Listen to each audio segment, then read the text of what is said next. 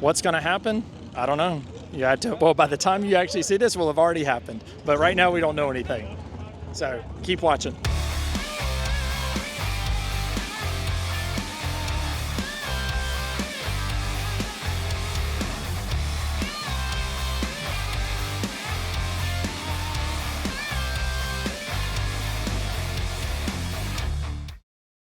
Well, it's August 27th. It's time to start the US Nationals. So wanted to give you guys a behind the scenes look at what goes into an entire weekend.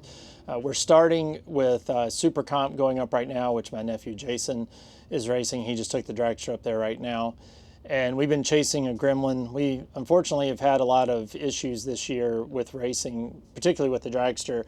Nobody's fault, not a competency issue or anything, but just parts failures that you never could have seen coming.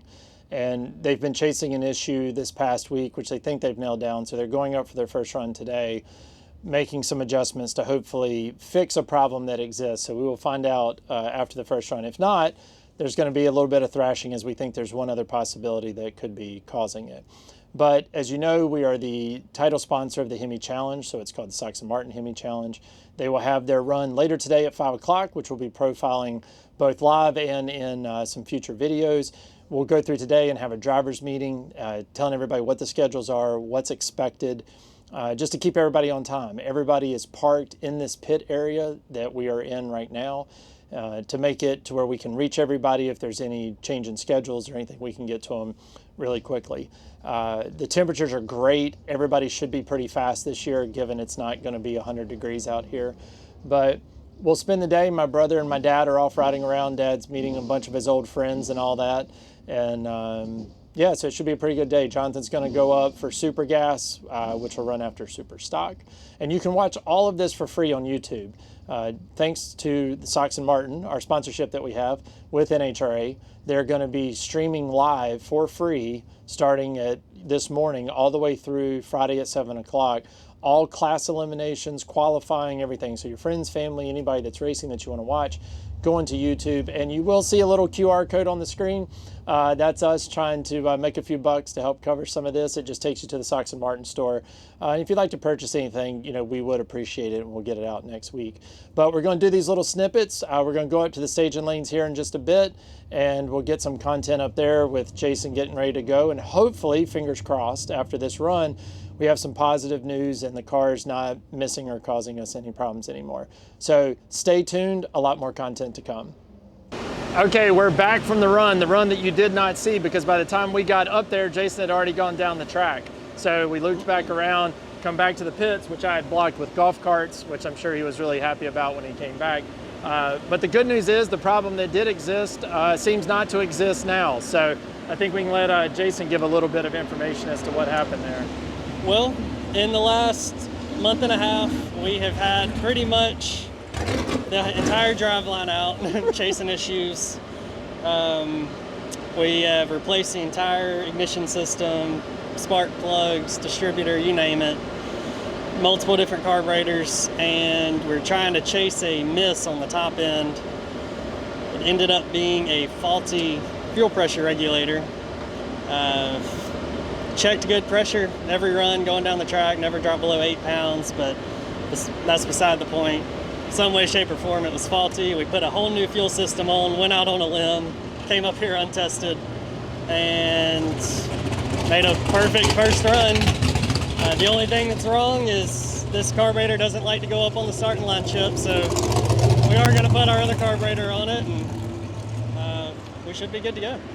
Okay, and so now the next thing will be Jonathan will get ready to go running the Roadster in Super Gas. They'll go run Super Stock right now. And to our knowledge, we got no problems here, so hopefully it stays that way. So we'll be back to you with some more information soon.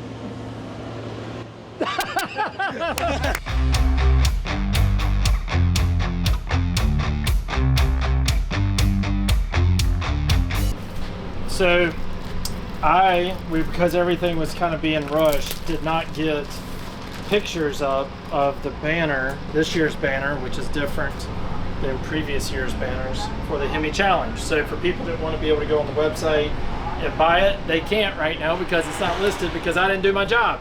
So I need to get these out, take pictures of them, and get them on the website ASAP. And then I'm also missing hats. So I'm searching for the hats that we will have for the Hemi Challenge this year. Here we go. This is also what, just in my chaos, we have two different versions of the Hemi Challenge hat this year. There's this one, which has the red all over it. And then we've got a blue version. So we did two versions. It's kind of cool. That way, somebody has a preference. There you go. So I got to get pictures of these so we can get them up on the website. And also all the drivers get, and their crews get a free banner, free hats, and then these are free t-shirts and everything for them. And then because it is a little cooler in the morning, we got some sweatshirts for people. So time to take some pictures and get my website up to date. So what we're doing now is we're driving up to the lanes for Super Gas. And when driving around NHRA track on a golf cart, there's like 7 million golf carts. And the racers always have the right of way. Your head needs to be on a swivel so that the racers can get to where they need to go. They have to drive up to the staging lane. So in stock and super stock, you cannot tow up to the staging lanes. You got to drive up to the staging lanes. It's a big deal. But all the other classes usually drive up your super comp, super gas, and all that stuff. So we're going to go up and see how Jonathan does. Everything should be good. If everything goes right, he'll run between a 990 and probably like a 987. So we'll see what happens. All right, we are in the staging lanes here at Indy. And right now we have super gas going up. And sometimes I say these things with the assumption that you might already know what that means. So this is just a real quick lesson on what super gas is. If we look out across here, you'll see everything from full body cars to left-hand steer roadsters. Those are really popular in this class. This guy pull up. I chose the exact wrong time to give you this description. But this class, everybody has the exact same dial-in, 9.90 seconds. But all of these cars, if they went full throttle, can run significantly faster than 9.9 seconds. And so what they do is they take off and you see them kind of go bleh, and then all of a sudden the throttle comes back on and then it's a race to the finish line. For a lot of people, they're not very fond of this type of racing and they wonder why people do it. This allows a very diverse group of all types of budgets to be able to compete together, fighting for one index, that 990 index. Some people believe you have a significant advantage if you're much faster, meaning that your car might be able to go 850 or 880, and you're slowing it down on purpose, which means you end up running a really big mile an hour on the other end of the track. You can argue it either way, but this is a way for people to be able to compete across all different types of budget levels. Which is why you're seeing everything from extremely expensive left-hand steer roadsters that go way into the six figures into cars that are significantly less than that. So my nephew runs this class, and we're running a 572 cubic inch Indy cylinder head motor in there. And yes, it can run significantly faster than 990. But when a tree takes off, they basically let go of a button, they'll die down, and then they take off in different stages, and then everybody's playing a game at the finish line, with the goal being to run as close as 9.90 without going under. If you run under, that means you will lose unless the other person goes under by a bigger margin. This all sounds super complicated, and I know it kind of is. It's one of those things that it seems kind of simple, but at the highest level, the guys that are doing it at the highest level, these guys are really, really, really good and playing a lot of games at the finish line. Hopefully we'll be able to catch some of that. But Jonathan's getting ready to come up. Let's see what he does. Okay, so this is why super gas actually can be kind of cool. So if we look here, we have a left-hand steer Corvette. Obviously very cool, but you want to know what's way cooler than the Corvette? Take a look at this. That's right, we're dealing with a Colt. Look how short this wheelbase is. I don't want to guess how fast he can actually go when he's wide open.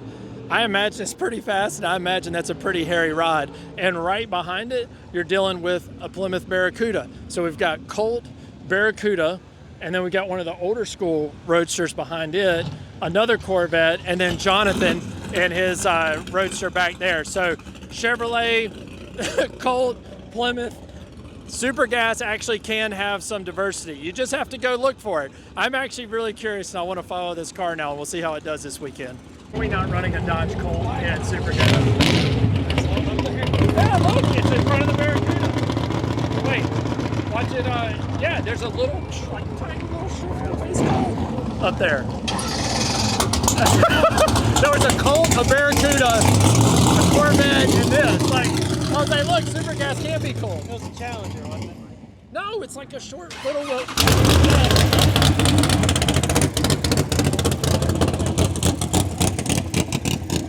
There is a Colt. Go look at it. It's in front of the orange Barracuda. You'll see it.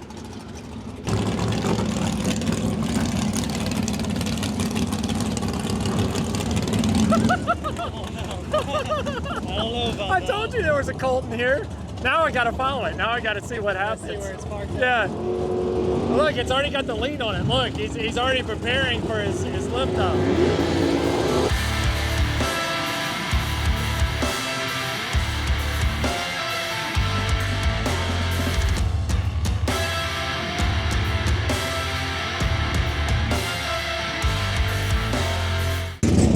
So we just made. Okay, go ahead. We just made our first time run of the weekend, and we kind of just threw a baseline setup at it and tried to spearhead a 90, and we went 93. It was just a tad slow. I have to look into that. I think the track was a little better than I thought. It kind of pulled it down. I'll look at the logger for that and see where we're at, but yeah, I think we have a good setup. There are a lot of discussions about what's the coolest class that runs in NHRA. It is hard to say that it is not stock eliminator. Look at the diversity of cars that you have here. There's everything from modern to super old to even a super slow taxi. They have anything and everything. And I think one of the things that NHRA might be missing the boat on is from an advertising perspective. I want you just to walk with me and take a look as we walk through the pits here. Let me slide through. Look at all of the different cars that are represented here. If you're into old cars, this is a car show. Take a look at everything that's sitting here around us, whether it's Duster, station wagons, Camaros, new Camaros, Firebirds. It's everything, anything and everything you can imagine. Now look, I am not going to attempt to explain to you what all of these letters mean.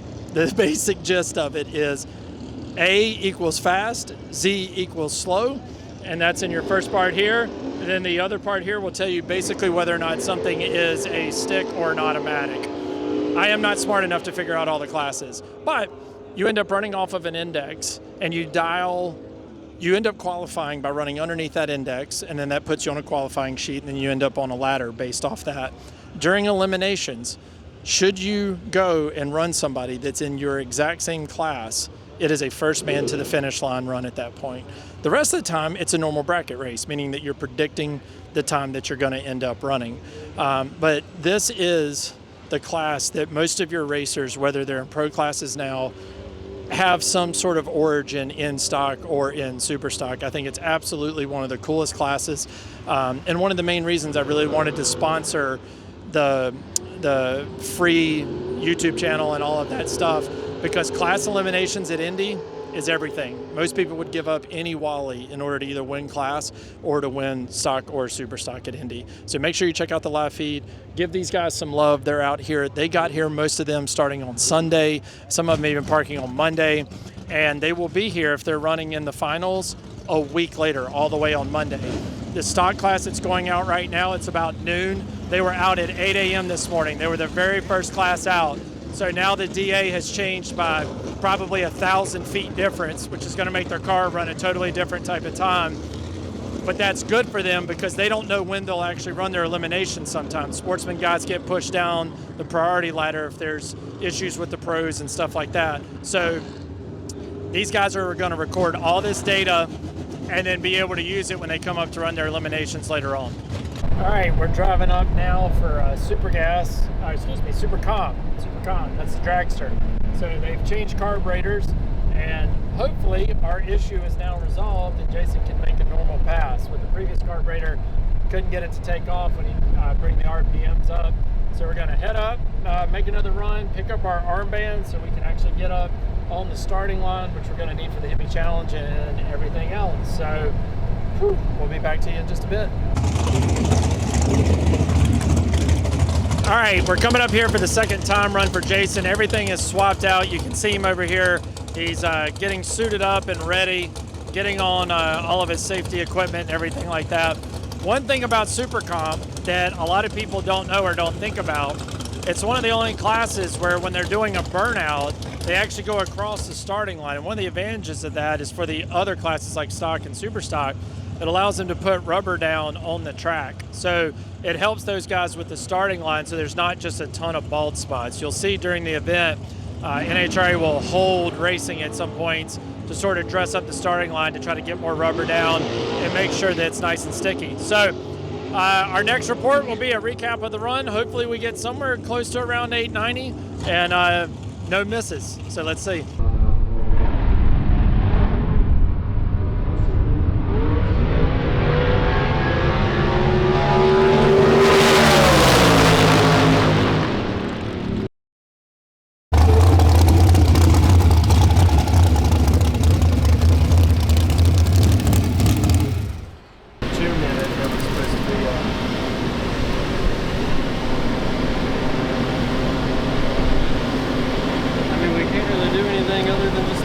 Carburetor back on it, but we have to figure out how to make it go to the chips.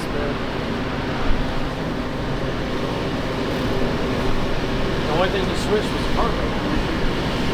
You don't know if this carburetor is causing the problem or if the problem is still there and it just didn't happen on their first run. Right. So you can change back to the other carburetor, but you're going to have your issues bringing up RPMs. And you still we have enough time, we can probably work through that. You only have one more run,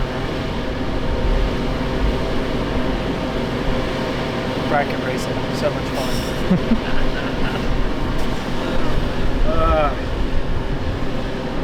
Okay, the problem was we changed out the fuel system and had a different carburetor on it for the first pass.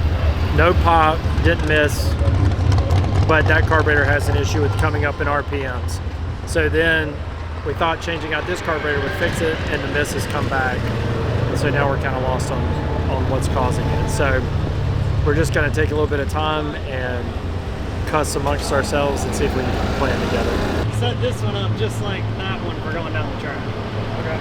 Well, if you did that, and let's say this one still screws up, your contingency plan, while terrible, you could still run the other carburetor. Pray you make a difference. There's some peace of mind it made a pass. Right. Yeah, and then you're just hoping you can figure out. Yeah. So that makes the most sense. So regardless if it works or doesn't work, we're still in the same boat tomorrow morning. Our baseline is we went to 82. So.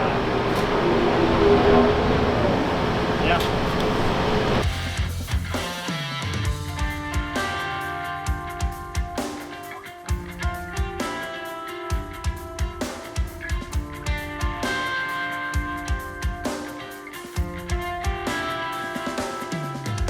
Before we actually get into the meeting, we have one sort of special announcement that we're going to make, and I'll let my brother do that, and then I'll talk about the rest of the stuff. Lovely. We didn't count for the return. All right, so over the past 10, 15 years, there's one guy, like it or not, you're either friends with him or he's a pain in your ass. And we've gotten to know him really good, and so Frito, get your ass up here, buddy. Because I got a special shirt for you. Frito is the official mayor of Hemiville.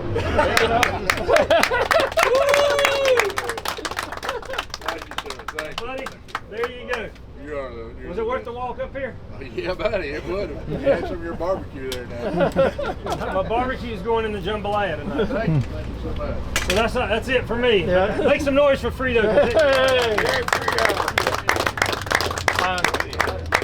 Okay, we're riding over to the tech trailer for NHRA. We got to get signatures for myself, my dad, Buddy Martin, so that we can get on the starting line. We got to get an armband specific for that. This is a sponsor armband, so that can get us on the starting line. We just finished with the Hemi Challenge meeting, which goes over everything, all the responsibilities, picture in the morning, what time they're going to be up, tech stuff, all that. So it's about go time. We're about an hour and a half away. We're going to get these signatures done and then head up to the staging lanes real soon.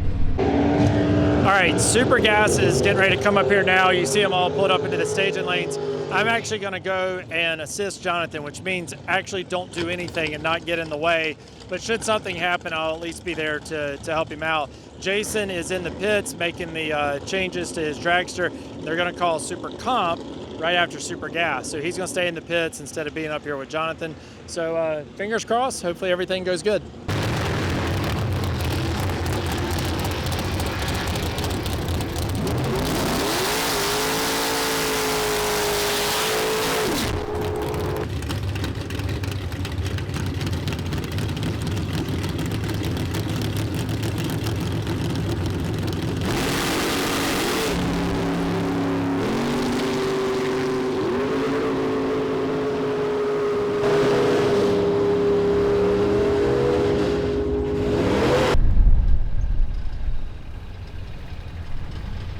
What's up?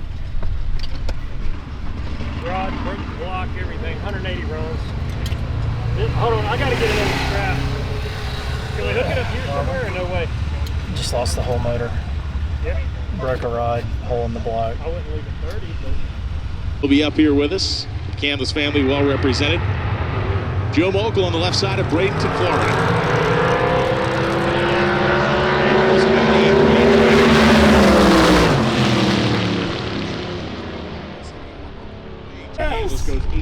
Something actually worked. Oh, it's gone. Racing has a lot of highs and a lot of lows. And when they happen, they are equally as high as they are low sometimes. And so what just happened is we've had a catastrophic engine failure, and we won't know exactly what happened until we get back. And we'll take the Roadster motor apart and see what happened. It's definitely not something that was expected, given the number of runs that were on the motor. Definitely not something that was going to happen. Really frustrating. That Roadster just got truly worked out. Been printing tickets. Felt really good going into this weekend. That was the low. To a degree, the high is that the dragster seems to be fixed at this point. Just a really awesome car. So the changes that have been made, seems like they're good to go. So we are driving up now because the Hemi Challenge. Worthy as both cars let me now let these lead. cars go by here. The Hemi Challenge is coming up for their first round of qualifying. 20 of the baddest Hemi cars on the planet getting ready to go down. I can't wait. So hopefully we continue this high streak and everybody goes down the track safe and fast. So be back at you in just a little bit. All right, it is time, finally, for the first round of qualifying for the Hemi Challenge. The air is really good right now. I don't know if it'll be this good tomorrow, but they do have 2 qualifying runs tomorrow. But this is the first time that everybody gets to show what they've been working on. There's been a ton of private testing going on. A lot of guys were testing earlier this week and came here. And at the front of the line is Westcott. He is putting what he calls the ugly fish. He plans on maybe putting his statement out here early. And, you know, he is the engine builder for Camella, who has been the multi-time winner here. And Camella really has the target on his back, but he's been difficult to beat. So we're just going to do a walkthrough here so everybody can see all the cars here. I try not to bug any of the guys while they're getting ready. They're all setting tire pressures and doing everything.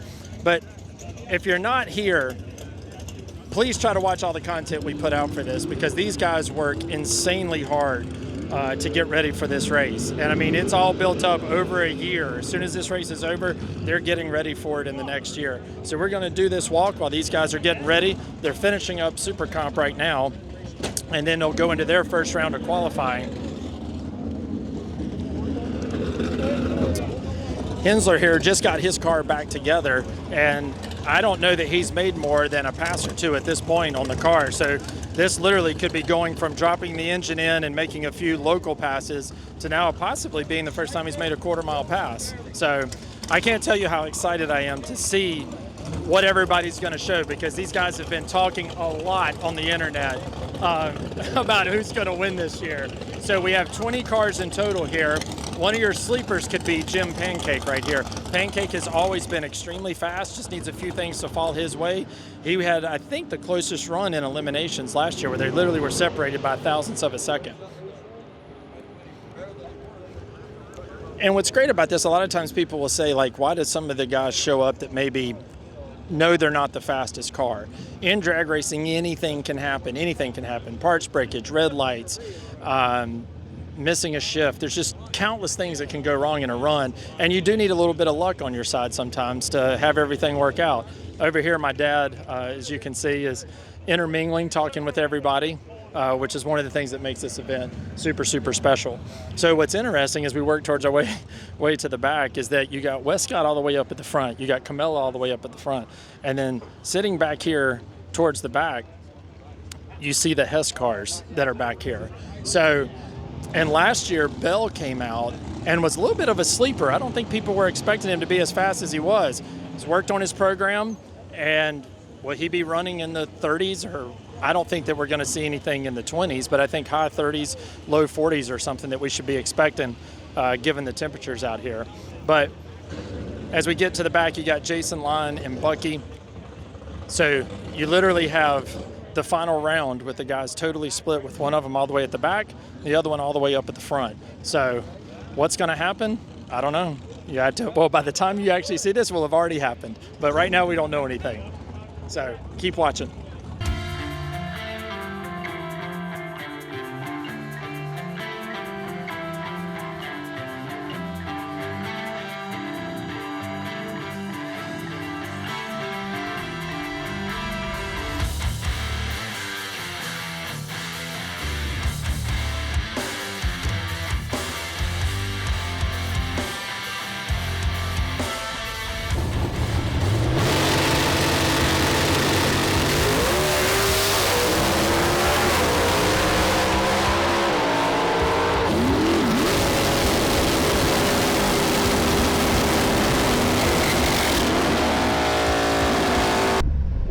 First round, Camilla comes out and puts a 29 on the board, which is just absolutely incredible.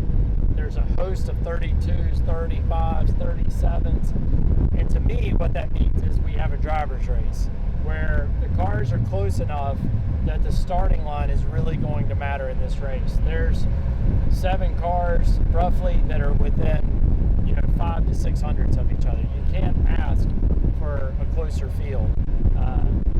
I'm sure a couple of guys, Pancake wasn't able to make a complete run. I'm sure he'll be able to get his stuff worked out, and he'll be right in the mix too.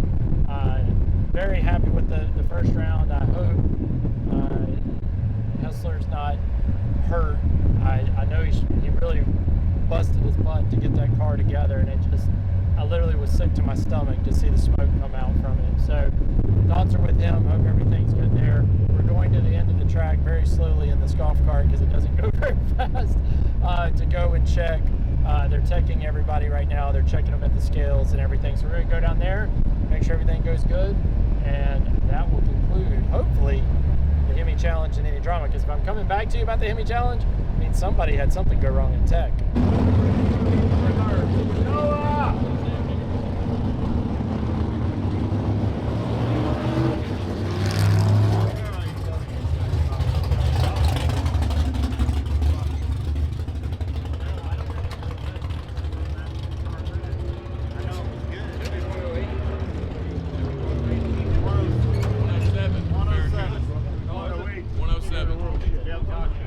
We had to pay to have this thing tore apart and shortened up. Yeah, it was 108. I changed it to 107. Well, there's a straight front wheel, a straight front wheel. Yeah. So then we better go back up there.